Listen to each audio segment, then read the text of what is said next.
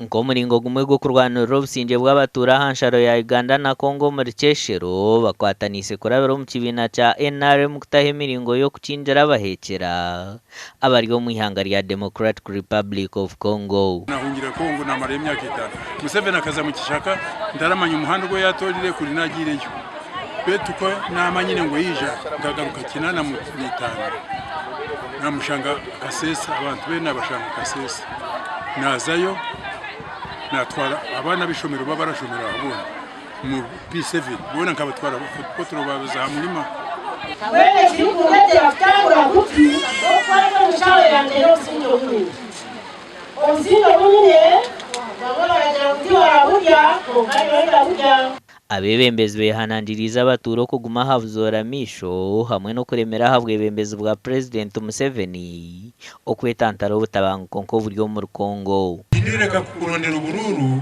wabo China kutegeka ati yanyine myaka 8 mukaga kuri nahumwe chonga ryaguma enyuma ya President Museveni paka aho arigira ngo yaruka kandi byo muri kugamba yewe tinkamurebere ngo aruhire. Ambrose Mwesije amanyire nagira ngo hariho nkora hamwe n'ebiragire bitirweho okwakira empunje hamwe n'abashubuzi. Today we've been at a function where women from the NRM party under their voluntary group called Nyekundire have come together to support each other in the fight against poverty through pooling resources in support of one another. It is well known world over that for the rural poor to get transformed, an approach of cooperatives and such organized groups, if they have a common objective, is very key.